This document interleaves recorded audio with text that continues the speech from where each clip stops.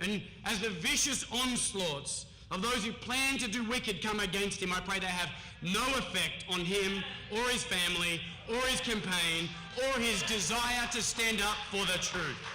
God, I pray that all that the enemy means for harm, I believe you're going to use it for good. We pray this in the name of Jesus. Could somebody say, amen? God bless you. And right now, it's my pleasure to introduce our good man of God, Dan Gelbeck, one of our state representatives. Give it up for Dan Gelbeck.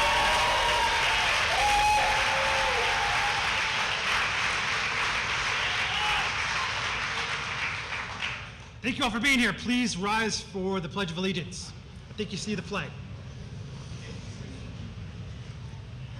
I pledge allegiance to the flag of the United States of America and to the republic for which it stands, one nation, under God, indivisible, with liberty and justice for all. Thank you. I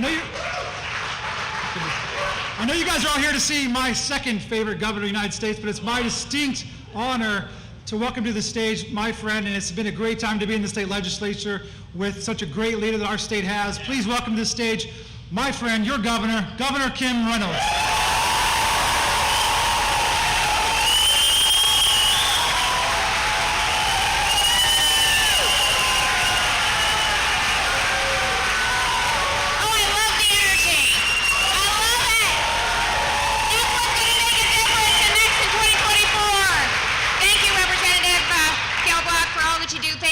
Service. It is so great to see so many faces in this crowd, so many politically engaged Iowans, citizens who love the country, who worry about its future, and will not rest until we take it back.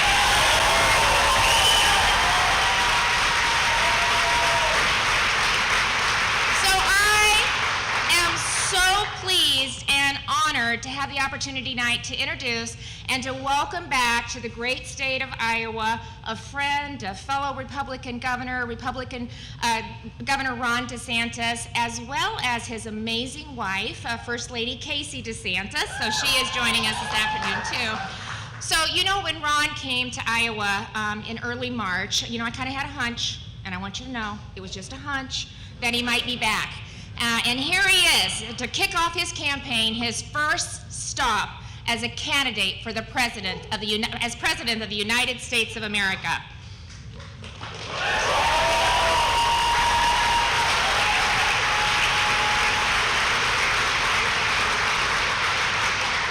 So when Ron tells me that he's going to be spending a lot of time here, I think it only makes sense. Because apparently we have some Iowa reporters who have taken up calling Iowa the Florida of the North. So Ron, you're going to feel right at home here in Iowa.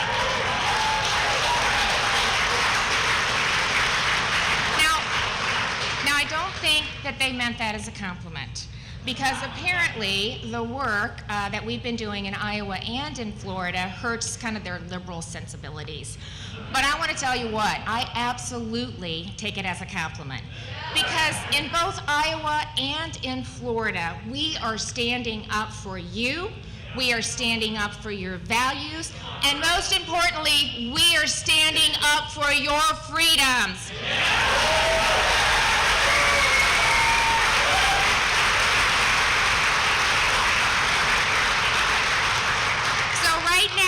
We're in a battle for the soul of this great country, and as the liberals sink to an insane new low every single day. You know, just a few short years ago, we could never have imagined the lengths that the left would go. We couldn't have imagined how far they would go to indoctrinate our children and force their radical liberal values on us. We could not have imagined that Roe v. Wade would be overturned and that the but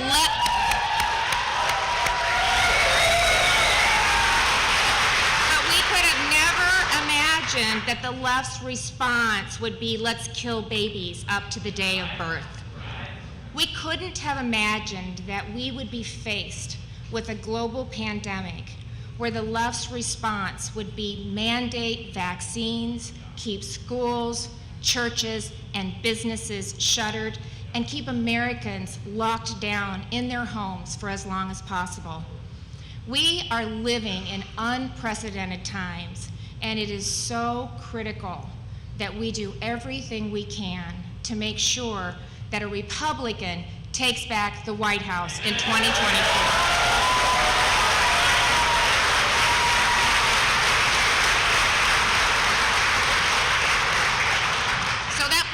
I'm proud to say, starts right here in Iowa with the First in the Nation caucus, and most importantly, it starts with each and every one of you.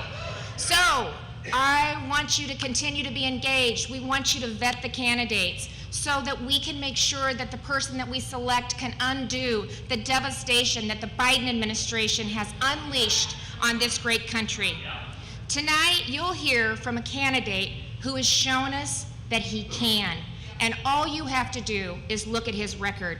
You know, politicians, we tend to talk a lot, but only a few actually get things done. Only a few have the resolve and the willingness to stand strong for us, and that's who Ron is at his core. He stood up against woke corporations and special interests. He made sure that parents had a seat at the table and protected children.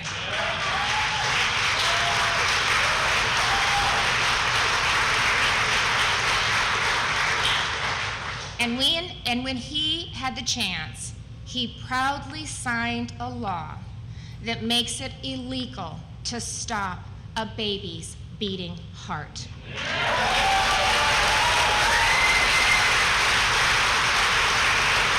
The same heartbeat bill that I was proud to sign into law in 2018.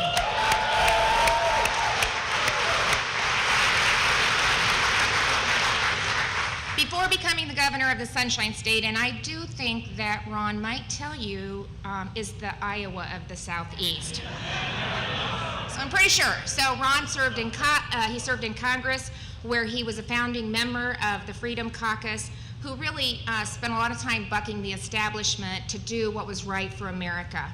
And before that, he proudly served his country in the military. He's the father of 3 beautiful children, and perhaps most important, he's the husband of Casey DeSantis. And if you don't already know, Casey is a force in her own right. As First Lady, she's launched 4 major initiatives, including a wonderful program called Hope Florida, where she, the state teams up with the private sector as well as faith-based organizations to help single parents get back on their feet and off of welfare.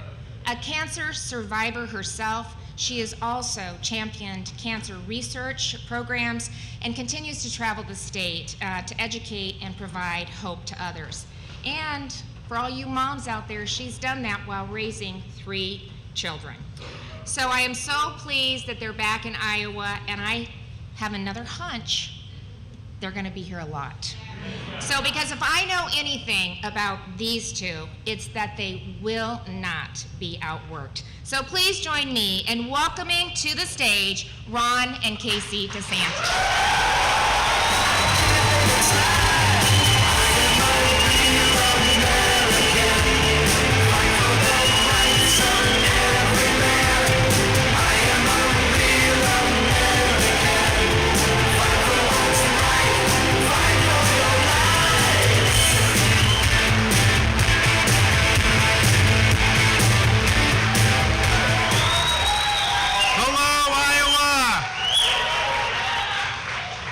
It is great to be back, and it's great for me to report that our great American comeback starts by sending Joe Biden back to his basement in Delaware.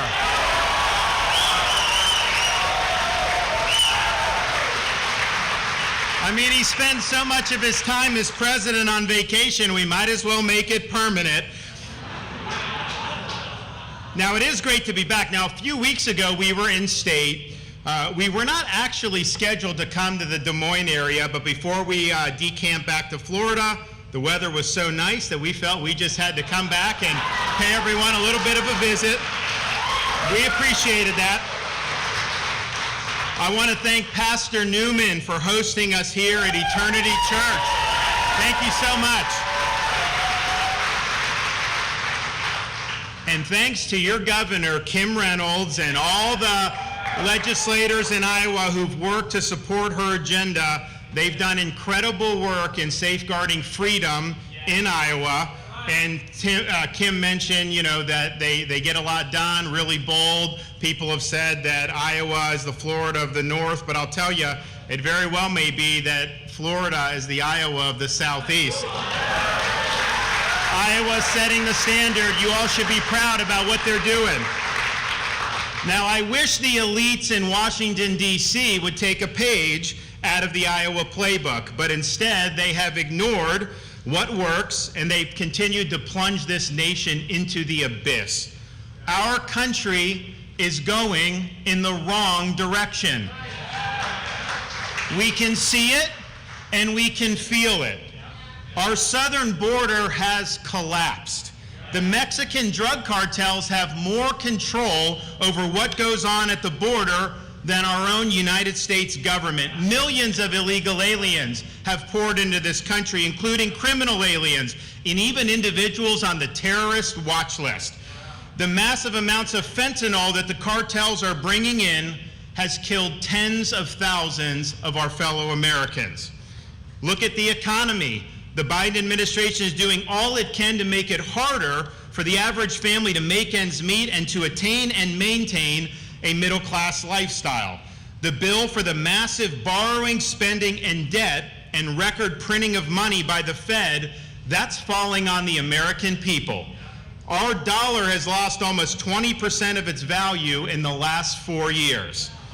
Look at energy. You would think that with these economic problems with inflation, you may want to tap into more domestic energy, but no, Biden is deliberately trying to kneecap our energy production, and he's trying to force Americans into electric vehicles, which will make us more reliant on China, who provides most of the materials for the batteries.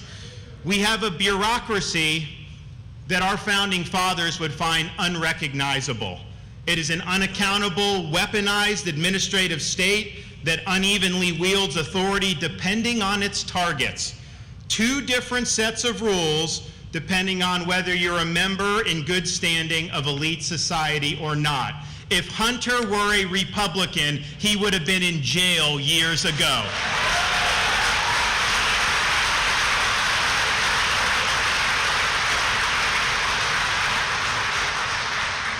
American cities have been hollowed out by spiking crime due to weak, ideologically driven policies that intentionally allow criminals to roam the streets.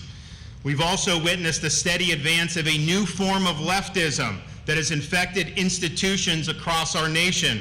This form of cultural Marxism sows divisions in our society and devalues merit and achievement. This woke ideology represents a war on truth itself. We have just endured years of attempts to impose medical authoritarianism on our country, including President Biden's attempt to deny Americans the right to put food on the table and earn a living if they decline to take an mRNA COVID shot. The lockdowns and the mandates have done incalculable damage to our country, and the effects are still with us to this very day. And as we commemorated Memorial Day yesterday, we are especially mindful of the 13 service members who lost their lives in Afghanistan due to Joe Biden's dereliction of duty.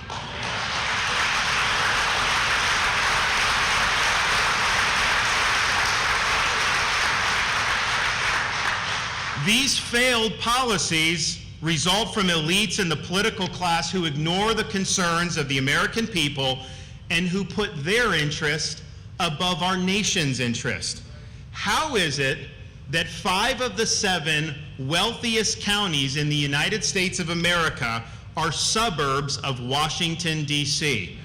D.C. doesn't produce much of anything besides mountains of debt and loads of hot air.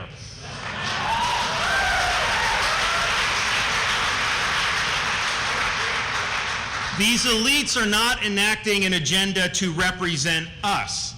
They are imposing their agenda on us via the federal government, via corporate America, and via our own education system, all for their benefit and all to our detriment. But it does not have to be this way. American decline is not inevitable. It is a choice, and we must choose a new direction for our country. We must choose a path that will lead to a revival of American greatness. We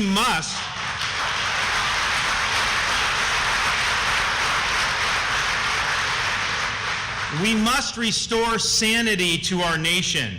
We need fiscal and economic sanity. Stop pricing hardworking Americans out of a good standard of living through inflationary borrow, print, and spend policies. Embrace American-produced energy so we can be completely energy independent.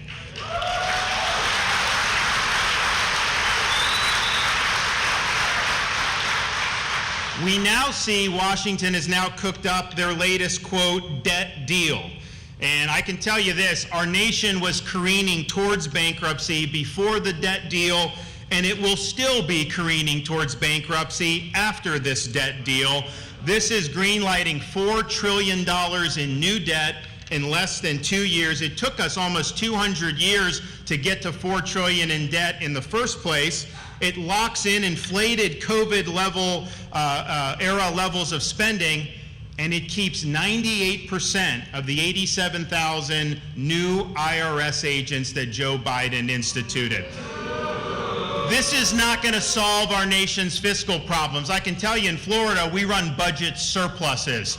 We have a $1.2 trillion GDP in Florida.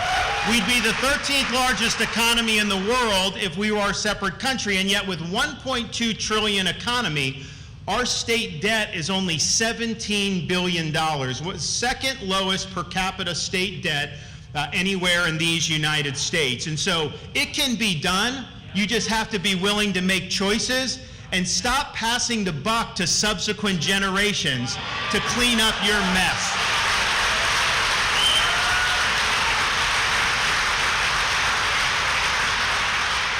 Now, restoring sanity means we can't have every major institution in our country going on ideological joyrides.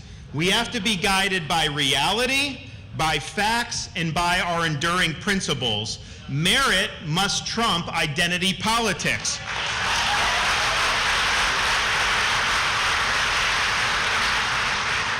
And no American should have to compete in the woke Olympics just to get a job or just to get into school.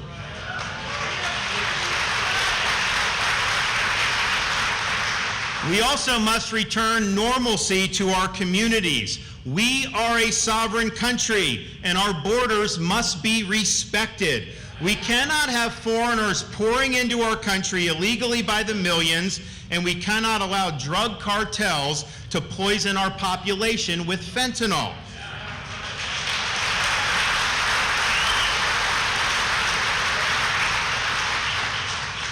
Law and order must be maintained, especially in American cities.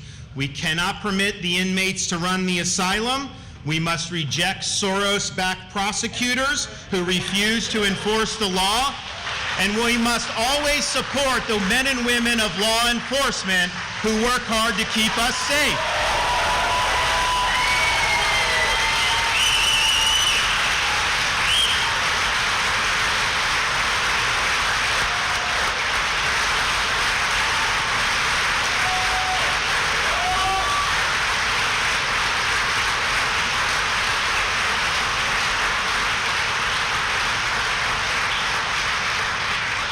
We also must reestablish integrity in our institutions, and that includes our military.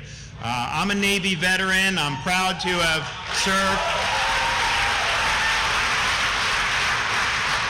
Proud to have done a tour in Iraq, and it was something that I had a lot of opportunities. I was a blue-collar kid growing up. My mom was a nurse. My father worked for Nielsen television ratings, where they put the TV boxes on the Nielsen families back in the day.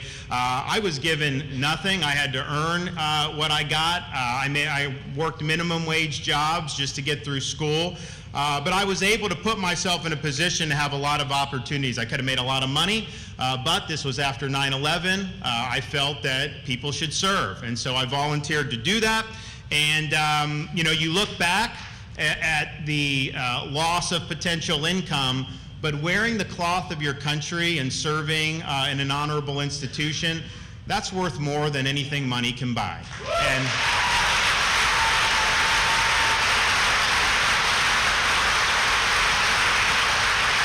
And I know so many people feel that way throughout the years, and it pains me when we see revered institutions like our very own military become more concerned with matters that are not central to the mission, whether it's global warming or gender ideology or pronouns. Morale is declining and recruiting is suffering. We need to eliminate these distractions, and we need to get focused on the core mission at hand.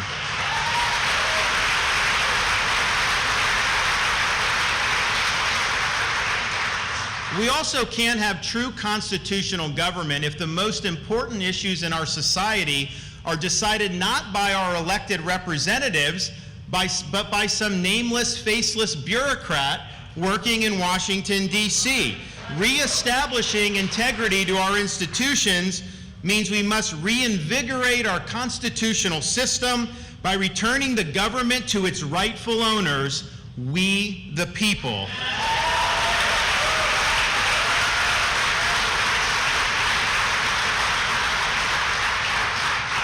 There should be no social or economic transformation without representation.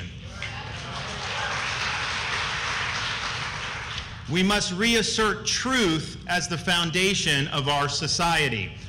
Common sense can no longer be an uncommon virtue in our society. And I'll tell you, in Florida, we proved that all of this can be done. We chose facts over fear. We chose education over indoctrination. We chose law and order over rioting and disorder. We in the state of Florida held the line when freedom hung in the balance. We refused to allow our state to descend into some type of Faucian dystopia where people's livelihoods were destroyed and their freedoms were curtailed. No. We protected people's rights, and like Governor Kim Reynolds, we ensured our kids had the right to be in school in person.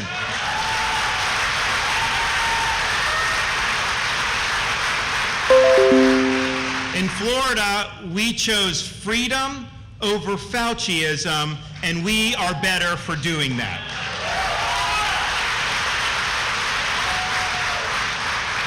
Now, we can look back at that and say, well, of course, wouldn't you want to do that? But at the time, we faced relentless opposition. We faced opposition from media, from the left, from bureaucrats, even from some of our fellow Republicans. People told me, Governor, what you're doing, you're cutting against the grain, you're getting hammered, you're not going to be long for this world politically if you keep doing what you're doing. But you know, leadership is about doing what's right, even in the face of intense criticism, even when people are coming at you. You got to be willing to stand all by yourself if that's what it calls for. And I told myself, you know, my job as a leader is to put the interests and the jobs of the people I represent ahead of protecting my own political hide. And I didn't know what was going to happen politically, but I was willing to let the chips fall where it may. Because as long as I can look in that mirror and know that I did the right thing for the right reasons, I figured it would all work out in the end. And sure enough, we had some tough going politically for a while. We were getting hammered, and lo and behold, when you do the right thing, regardless of polls or regardless of wherever the wind's blowing, people appreciate you. They know when you stood up for them. When it's not easy and you do it, that's when they go to war for you.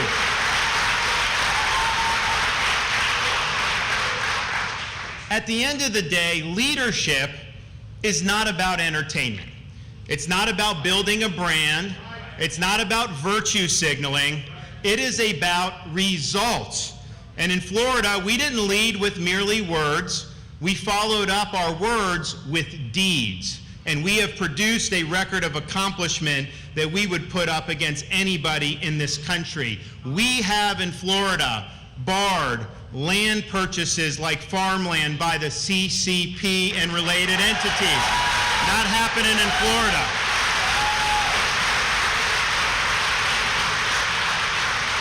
We have signed legislation to kneecap so-called ESG in the state of Florida. No ESG in our pension system, no social credit scores, and no woke banking that discriminates against conservatives.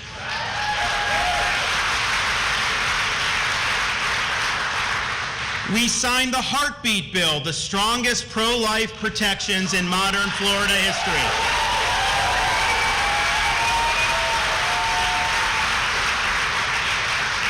We've enacted record-breaking tax relief, including, look, we don't have a state income tax. I know Kim's trying to get there. You guys should try it. It works very well. And we're proud of not having that. So we have to find other ways to give people relief. And so part of this package is a bunch of family-friendly provisions. Now in the state of Florida, permanently no sales tax on any items involving raising babies. No diaper tax, no wipes, cribs, strollers, clothes, you name it, tax-free. We've enacted universal school choice in Florida. The money will follow the student, and the parent can find the school of their choice. When I became governor, we inherited maybe the most liberal state Supreme Court anywhere in the country. Well, I've since then appointed 7 conservative justices, and we now have the most conservative state Supreme Court in the country.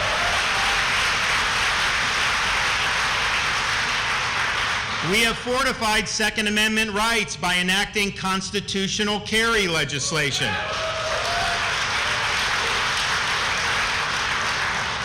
We've signed tough on crime policies, including strong bail requirements, tough penalties for fentanyl dealers, and authorizing the death penalty for pedophiles.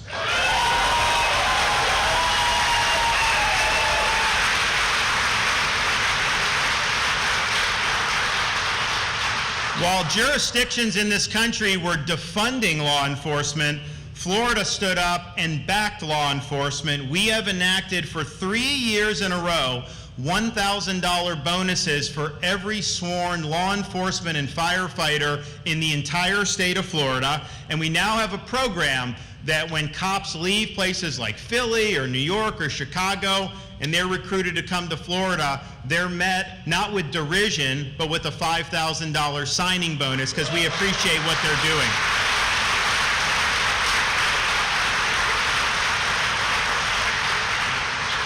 Florida has fought back against the plague of Soros-backed district attorneys who believe it's up to them to determine which laws to enforce and which laws to ignore. When we had one of those prosecutors in Florida that said he wasn't going to enforce laws he didn't like, I removed him from his post. He is gone.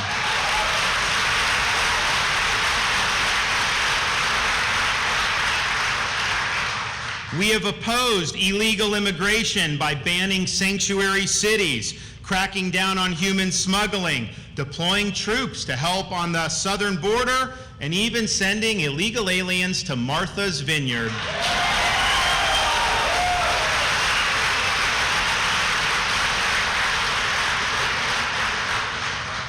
We have signed legislation prohibiting the use of a central bank digital currency in our state because we understand what they're trying to do with that. We've also been the first state to eliminate DEI from our universities in Florida.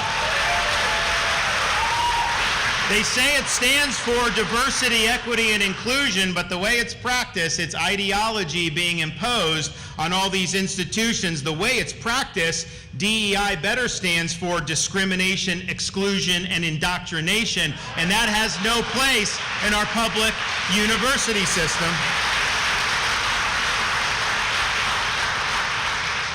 We have taken action to ensure that Florida runs the most efficient and transparent elections anywhere in the country. We have banned ballot harvesting in the state of Florida. We have banned Zuckerbucks in the state of Florida. And we require voter ID not only in person, but if you want an absentee ballot, you have to show ID for that as well. And we're able to count 8 million votes by midnight on election night in this most recent midterm election.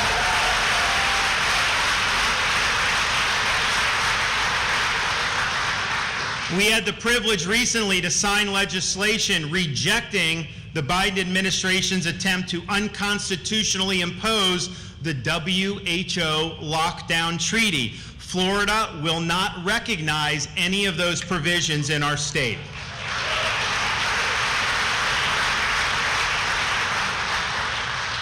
We've protected medical freedom by banning mandates for COVID shots, other mRNA and emergency use vaccines, and by being the first state in America to ban gain-of-function research.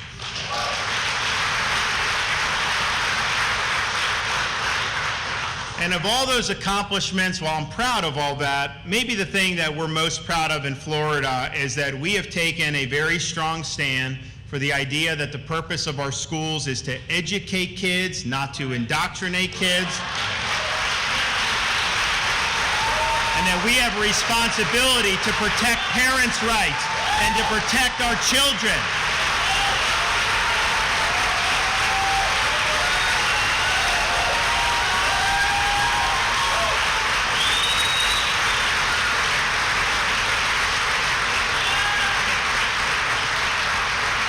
And it's fundamental for me, obviously as governor, I have to look to see education in our state because I know how important it is for the future of our state, but I also see these issues through the lens of a dad, of a 6, a 5, and a 3-year-old, and my wife and I oftentimes discuss the challenges that parents are facing.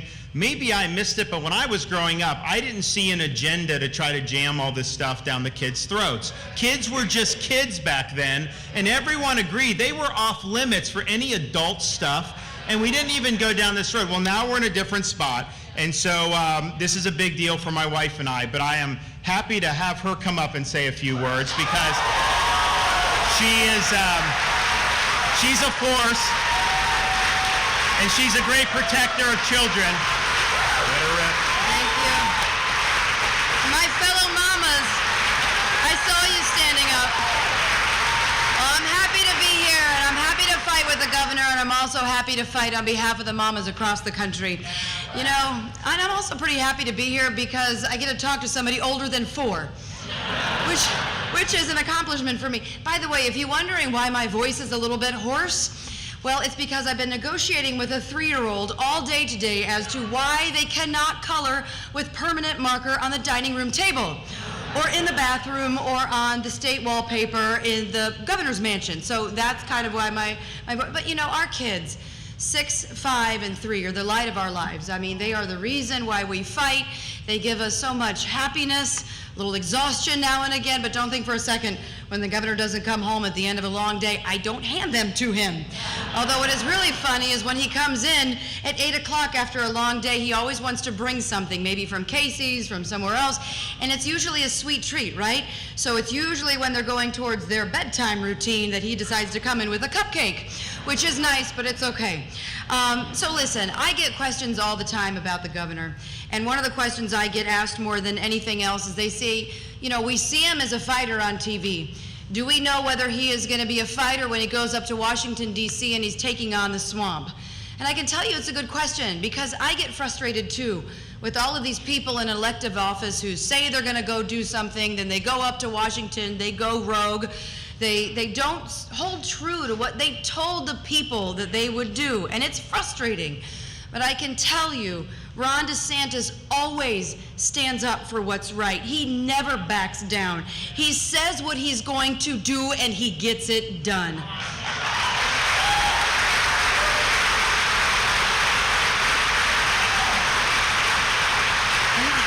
There's a lot of examples that I I can point to, and he talked about it earlier, but I think this is really important, because when you look at COVID, the world descended upon Florida.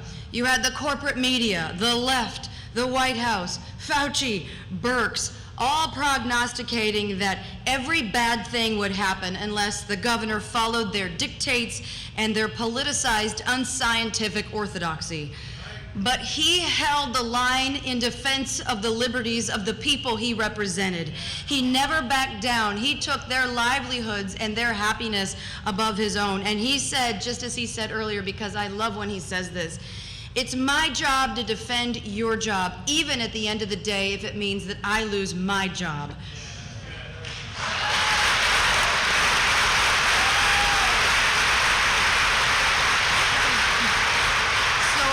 This was in the face of unrelenting attacks. I mean, you couldn't even turn on the TV for like 5 minutes, and they were always attacking Florida and the governor. So how do you know that he's going to be able to go up to Washington, hold the line, stay strong, and stand up for what's right? Because when it matters, when it really, really matters, when our fundamental principles are on the line, our God-given rights are on the line, and you have to make a decision in the moment that matters, that forever impacts the people, their lives, that you were there to represent. That's why you ran for office. And you know, you have two paths. You can take the path of least resistance. You can subcontract your leadership to the medical bureaucracy. You can aim for self-preservation. You can be more interested in your political, quote, career. Or do you hold the line? Do you defend the rights of the people, their ability to earn a living, to be with their loved ones, especially in their final moments? Do you fight for our children to be in school, to breathe without a mask forced on their face?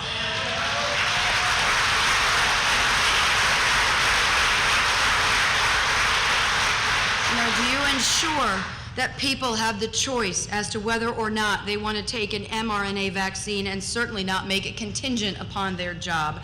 Because at the end of the day, it is what you do in the moment that matters. And I can tell you the governor, Ron DeSantis, is in it for the right reasons, to defend the idea of America, to ensure that our children, our 6, 5, and 3-year-olds who are currently destroying the governor's mansion, I will tell you that, but grandma's, she's on the job. But to ensure that our children, your children, and your grandchildren have the opportunity to live up to their God-given potential. And the governor is going to show the world that the best of America is yet to come. God bless you, and thank you for the honor to be here.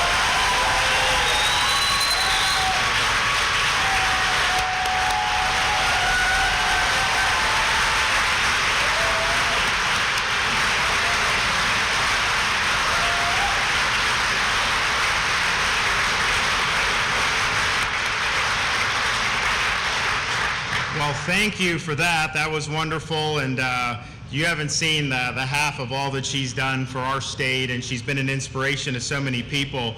And she did, in our last campaign for governor, she created a Million Mamas movement. And the idea was to sign up 1 million mamas throughout the state of Florida. Now, because it's Florida, we also qualify grandmamas too, but it's good. She ended up signing up 1.1 million mamas for our...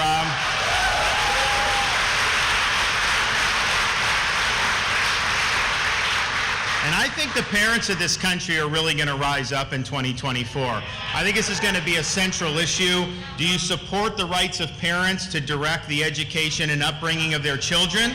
Do you believe parents have a right to know what curriculum is being used in their school? Or don't you? Because the left doesn't believe they have that right. The left thinks the parents should butt out. Now, why would you not want the parents involved? I tell you, most teachers know if the parent's involved, the student's going to do better than if the parent isn't involved.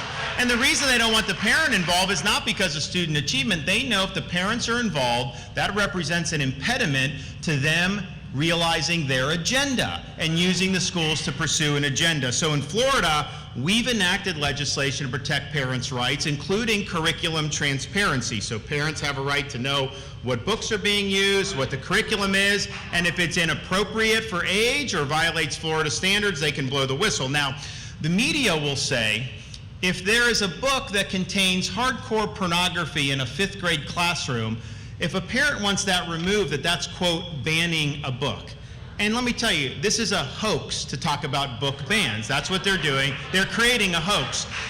Because you have to make decisions about curating which books are in a library or which books are in a classroom. And of course, using your tax dollars, those decisions should be age appropriate for the students involved.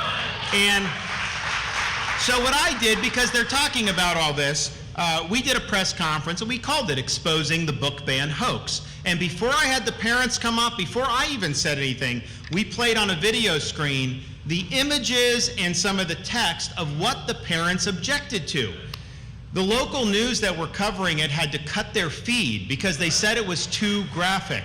Well, if it's too graphic for the 6 o'clock news, how is it okay for a 10-year-old school child?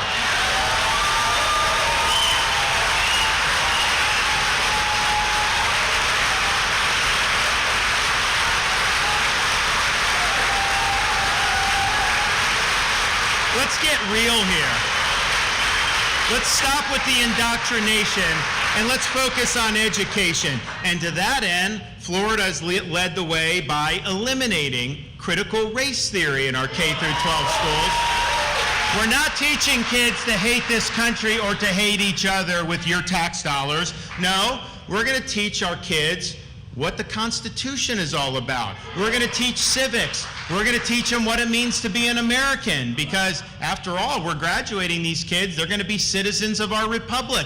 They need to have an adequate foundation to know what that means. We can't graduate a listless vessel that has no idea of what American freedom is all about. And we've also, to make sure that that message is received, Florida, we set aside one day every year, I think we're the only state that does this, to teach students about the evils of communist regimes throughout history. We teach the truth about Marxism and Leninism, and we're going to keep doing it. We've also led the way, and Iowa's been right there with us and recently has done a lot on this, of eliminating gender ideology in our schools. It is wrong. It is wrong for a teacher to be telling a young student that they may have been born in the wrong body or that their gender is a choice. We don't allow this in our schools, and we don't now in Florida, we've banned teachers from forcing students to choose pronouns. Some of these schools around the country, they want a second grader to choose pronouns. We are not competing in the pronoun sweepstakes in the state of Florida. Now, I can tell you that the parents in the state of Florida were very happy that we took those stands. The media was not happy about that. The left was not happy about that. And there was a little business that you may have heard of in Florida that also wasn't happy about that, named Disney. And people told me, they said, listen, the media's coming after you, the left, but if Disney weighs in, they're the 800-pound gorilla, you better watch out, they're going to steamroll you. Well, here I stand. I'm not backing down 1 inch. We run the state of Florida. They do not run the state of Florida. I know all these Republicans are lining up against me to take the side of Disney, but I'll tell you this, we stand for the protection of our children. We will fight those who seek to rob them of their innocence, and on that point, there will be no compromise.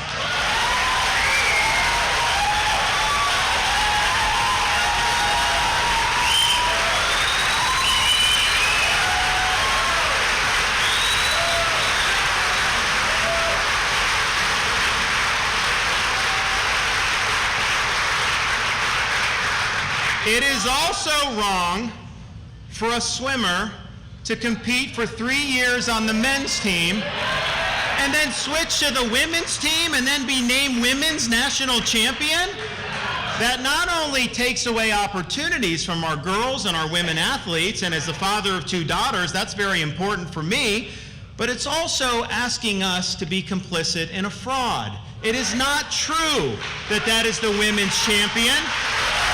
And we are not going to accept things that are not true in this country. And it's sad we even have to say this, but it is wrong for physicians to perform sex change operations on minors.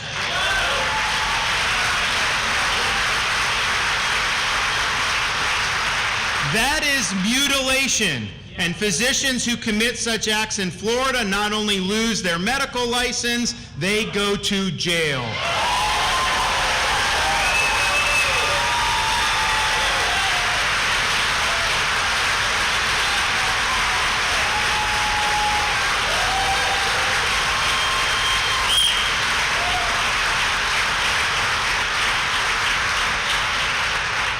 So with getting all of that done that we have in Florida, I can report the state of Florida is thriving. We're the fastest growing state in these United States. We rank #1 in net in-migration and have for a number of years. We rank #1 in new business formations. We were recently ranked #1 in education by US News. We are #1 for parental involvement in education. Our crime rate is at a 50-year low, and we have one of the lowest tax and debt per capita rates in the entire United States. And so the point of all that is when we say that we will do something, it is not fluff. We follow through and we produce results. And so as president, I pledge to be an energetic executive that will take these important issues head on and deliver results.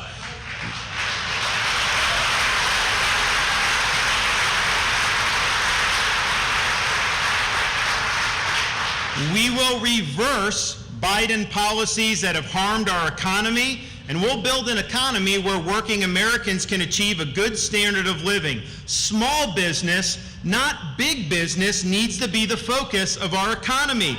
COVID lockdown policies help the large corporations, and they hurt the mom and pops. The large businesses are bigger than they were prior to COVID. We also cannot allow the quest for short-term profit to trump the long-term national interests like our elites have done with the Chinese Communist Party for more than a generation. We need to rebuild critical infrastructure and manufacturing capability in this country. We cannot be dependent on China for critical goods and materials.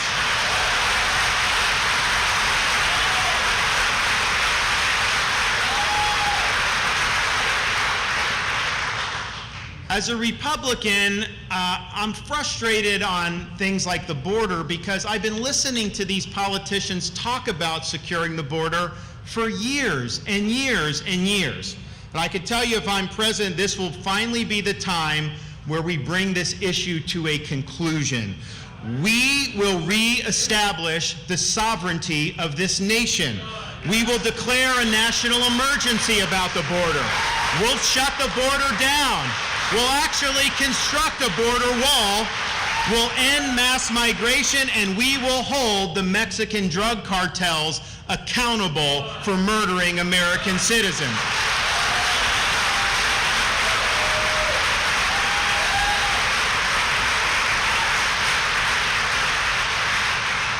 We also pledge to usher in a reckoning for the federal government's disastrous COVID policies. From lockdowns to vax mandates to fiscal and monetary measures, the policies eroded freedom and they impose great harms on American society. We desperately need accountability so this never happens to our country again.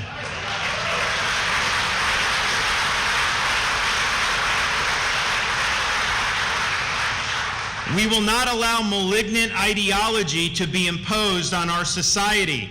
We will kneecap ESG, we will nix central bank digital currency, and we will fight back against things like cancel culture. We will never surrender to the woke mob, and we will leave woke ideology in the dustbin of history.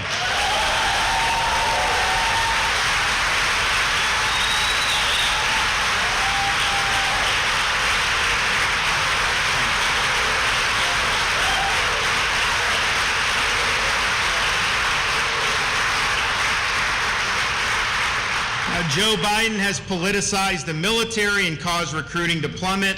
We will eliminate ideological agendas from the military. We will refocus on the military's core mission, and we will reverse these poor recruiting trends. I don't want to have any more veterans come up to me, which they do frequently nowadays, and say they would not advise a young person to join today's military. We need to change that if we want our country to be strong again. And speaking of strength, we need to recognize that the Chinese Communist Party is the primary threat facing our nation internationally. We need to have a strong military to counter that threat. China's been empowered by elites in our own country for decades. They continue to build a strong military capability, and they are seeking to eclipse America as the world's leading superpower. We cannot allow our kids and grandkids to grow up in a century that is somehow a Chinese century. It needs to continue to be an American century.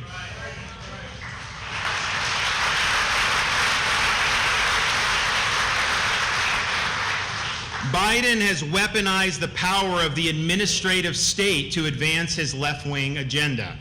We will reconstitutionalize the executive branch, and we will bring this administrative state to heel once and for all.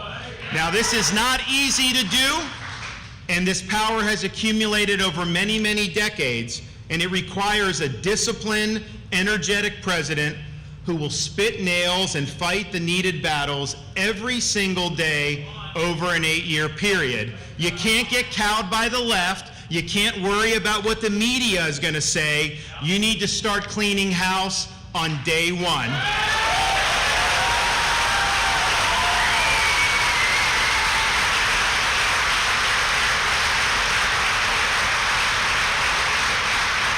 And if you are faced with a destructive bureaucrat in your midst like a Fauci, you do not empower somebody like Fauci. You bring him into the office and you tell him to pack his bags. You are fired.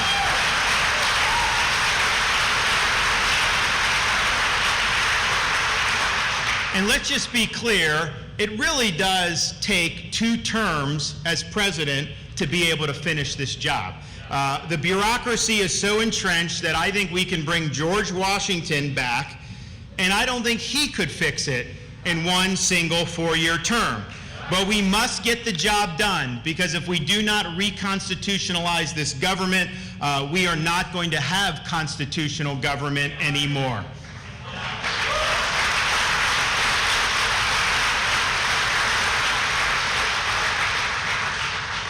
The Bible teaches us that God opposes the proud but shows favor to the humble. A leader must have humility to know that he can't do it alone. It's a team effort. You can make the best decisions in the world, and I recognize this as governor when I became governor of Florida. You can have great policies, you can make good decisions, but you need to have a cadre of people with you that share your values and will put the mission first. And you can't just recycle people from Washington, D.C. We need to inspire Americans from around the country to maybe pick up your family and move to the nation's capital for 2, 4, 6, or 8 years, because we need people who live in the country to come out to D.C. to reassert the right of we the people to run our own government. D.C. has imposed its will on us for far too long. It's time we impose our will on Washington, D.C.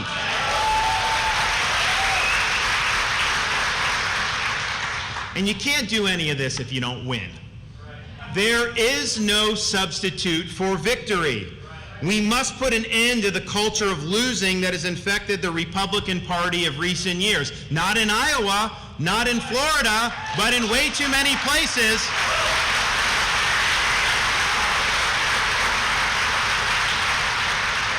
The tired dogmas of the past are inadequate for a vibrant future. We must look forward, not look backwards. We must have the courage to lead, and we must have the strength to win, because the stakes couldn't be higher.